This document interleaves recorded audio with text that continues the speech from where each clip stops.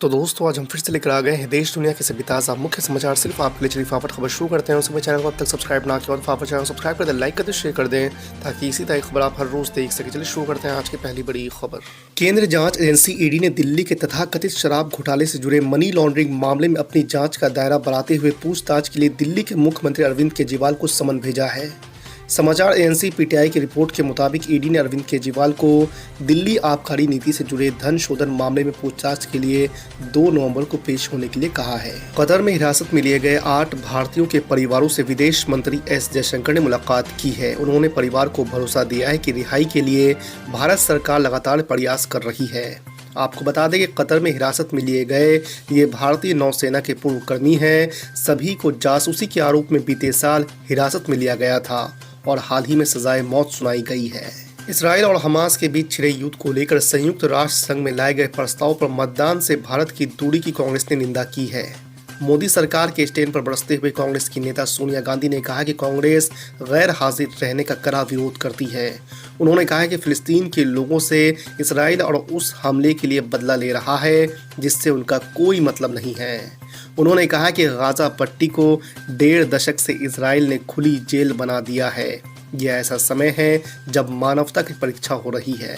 महाराष्ट्र की राजनीति में फिर बड़े उथल पुथल के आसार है। विधायकों की अयोग्यता के मामले में उच्चतम न्यायालय ने महाराष्ट्र विधानसभा के स्पीकर राहुल नार्वेकर को 31 दिसंबर तक का अल्टीमेटम दे दिया है। शीर्ष न्यायालय का कहना है कि बागी विधायकों को लेकर दायर याचिकाओं पर दिसंबर के अंत तक फैसला लें।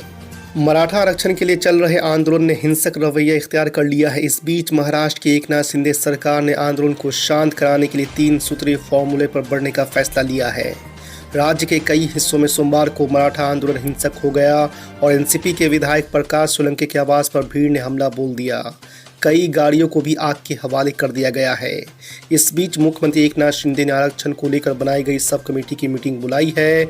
इस मीटिंग में 3 फैसले हुए हैं जिस पर एकनाथ शिंदे सरकार अमल करके मराठा आंदोलन को शांत कराने की योजना बना रही है। तेलंगाना में चुनाव प्रचार पर निकले केसीआर की पार्टी भारत राष्ट्र समिति के सांसद के प्रभाकर रेड्डी पर एक शख्स ने चाकू से हमला कर दिया है।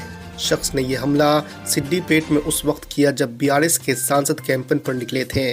आपको बता दें कि चाकू मारने वाले शख्स की पहचान जी राजू के तौर पर हुई है और उसे तुरंत ही दबोच लिया गया है। बिहार के deputy CM Tejashwi Yadav Japan दौरे पर है। इस बीच बीजेपी ने तेजस्वी यादव के जापान दौरे को लेकर बड़ा हमला बोला है। आपको बता दें कि भाजपा नेता विजय कुमार सिन्हा ने आरोप लगाते हुए कहा है कि वो बिहार को बदहाल कर जापान केवल मौज मस्ती के लिए गए हैं। सोमवार को पत्रकारों के साथ बातचीत के दौरान विजय सिन्हा ने कहा है कि राज्य के डिप्टी सीएम के जापान दौरे से बिहार वासियों का कोई भला नहीं होने वाला है। मध्य प्रदेश के मुख्यमंत्री शिवराज सिंह चौहान ने सोमवार को सीहोर जिले के बुधनी विधानसभा सीट से बीजेपी उम्मीदवार के तौर पर अपना पर्चा भर दिया है। नामांकन करने के दौरान उनके साथ उनकी धर्मपत्नी साधना सिंह चौहान भी मौजूद रही। पर्चा दाखिल करने से पहले मुख्यमंत्री शिवराज सिंह चौहान ने बुधनी विधानसभा में एक रोड शो भी किया। राजस्थान के मुख्यमंत्री अशोक गहलोत के बेटे वैभव गहलोत को ईडी ने पूछताछ के लिए 16 नवंबर को फिर से बुलाया है। मीडिया से बात करते हुए वैभव गहलोत ने कहा है कि मैंने ईडी से कहा है कि मेरी कंपनी और मेरा फेमा से कोई लेना देना नहीं है। मैंने इन आरोपों के संबंध में 10 से 12 साल पहले भी जवाब दिया है। प्रियंका गांधी ने सोमवार को अपनी दादी इंदिरा गांधी और पिता राजीव गांधी को याद करते हुए सोमवार को कहा है कि उन्होंने उनके दिल में देशभक्ति की भावना इस तरह पैदा की कि उनकी हत्या के बाद भी देश के प्रति उनका विश्वास कभी नहीं डिगा। उत्तर प्रदेश के ग्रामीण परिवारों के लिए यूपी सरकार ने बड़ा कदम उठाया है। सरकार अब ऐसे लोगों को आजीविका के साथ ही साथ काम भी दिलाएगी। उत्तर प्रदेश राज्य ग्रामीण आजीविका मिशन से गरीब ग्रामीण परिवारों को जोड़ने के लिए यूपी में ग्राम संगठन दलों की संख्या बढ़ाने का फैसला लिया गया है। दिल्ली के उपराज्यपाल वीके सक्सेना ने 10 पुलिस कर्मियों पर मुकदमा चलाने की अनुमति दी है। ये मामला सरकारी खजाने के दुरुपयोग से जुड़ा हुआ है। एलजी कार्यालय की तरफ से बताया गया है कि एलजी विनय कुमार सक्सेना ने सरकारी पैसों के गबन से संबंधित मामले में 10 पुलिस कर्मियों पर केस दर्ज करने का आदेश दिया है। बिहार के सरकारी स्कूलों के सभी शिक्षकों को उनके स्कूल के नजदीक ही शिक्षा विभाग आवास की सुविधा मुहैया कराएगा। करीब 5 लाख शिक्षकों के लिए जिला स्तर से लेकर अनुमंडल, प्रखंड और पंचायत स्तर तक मकान की तलाश भी विभाग ने शुरू कर दी है।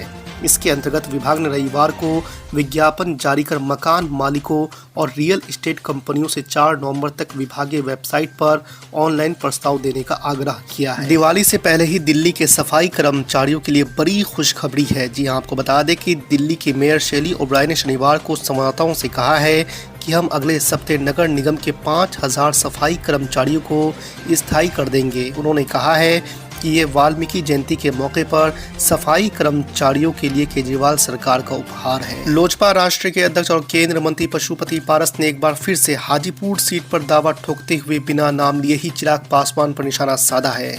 उन्होंने कहा है कि हम एनडीए के ईमानदार पार्टनर हैं, हमारा हक कोई नहीं तोड़ सकता है। सड़क पर बोलने वाले अपनी औकात समझे, क्यों वो अपने क्षेत्र की जनता को धोखा दे रहे हैं, ऐसा पशुपति पारस का कहना है। मध्य प्रदेश विधानसभा चुनाव में असदुद्दीन ओवैसी की पार्टी एमआईएम की भी एंट्री हो गई है। एमआईएम ने बुरहानपुर विधानसभा सीट से कांग्रेस के बागी को चुनावी मैदान में उतार दिया है। आपको बता दें कि इससे बुरहानपुर में मुकाबला और भी रोचक हो गया है। कांग्रेस और भाजपा इस सीट से अपने अपने उम्मीदवार उतारे हैं, वहीं दोनों दलों के बागी भी चुनावी मैदान में हैं। कांग्रेस से बागी हुए नेता नफीस मंसा को एमआईएम का सहारा मिल गया है। असदुद्दीन ओवैसी की पार्टी एमआईएम ने शनिवार को नफीस मंसा को अपना उम्मीदवार घोषित कर दिया है। राजस्थान में वसुंधरा राजे की नाराजगी ने बीजेपी की चिंता बढ़ा दी है। वसुंधरा राजे खामोश है, जबकि वसुंधरा राजे के समर्थक विरोध प्रदर्शन कर रहे हैं। वसुंधरा राजे समर्थक झुकने का नाम नहीं ले रहे हैं।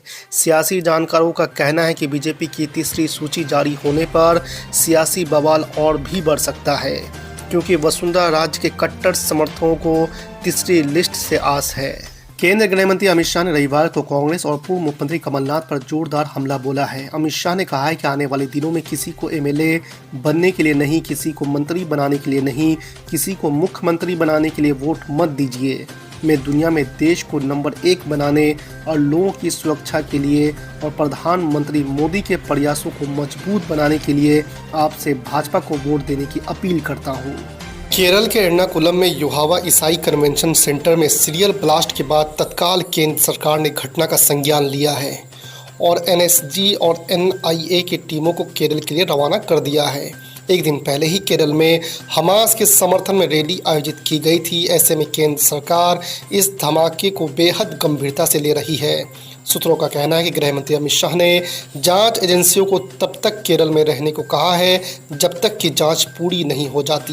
प्रधानमंत्री नरेंद्र मोदी अपने मासिक रेडियो कार्यक्रम मन की बात के 106वें एपिसोड को संबोधित किया। 30 मिनट के रेडियो संबोधन के बाद प्रधानमंत्री नरेंद्र मोदी ने 31 अक्टूबर को सरकार वल्लभ भाई पटेल की जयंती पर एक प्रमुख राष्ट्रव्यापी संगठन को शुरू करने की बात की है।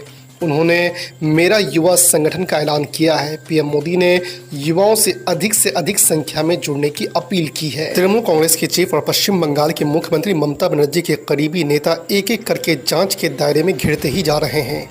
ऐसे हालात में दीदी इकला चलो रे का मंत्र अलापती नजर आ रही है। बीते गुरुवार को उन्होंने अपने सहयोगियों के आवास पर छापे के खिलाफ विरोध दर्ज कराने के लिए प्रेस कॉन्फ्रेंस बुलाई थी। गाजा सीज फायर पर भारत के स्टैंड को लेकर मोदी सरकार विपक्ष के निशाने पर आ गई है। विपक्ष के तमाम बड़े नेताओं ने इसको लेकर सवाल उठाया है। कांग्रेस नेता प्रियंका गांधी वाड्रा, बिहार के पूर्व मुख्यमंत्री लालू प्रसाद यादव और शरद पवार ने भी जमकर निशाना साधा है। जहां प्रियंका गांधी ने इस पर शर्मिंदगी जताई है, तो वहीं शरद पवार ने इसे केंद्र सरकार का ढूल-मूल रवैया बताया है।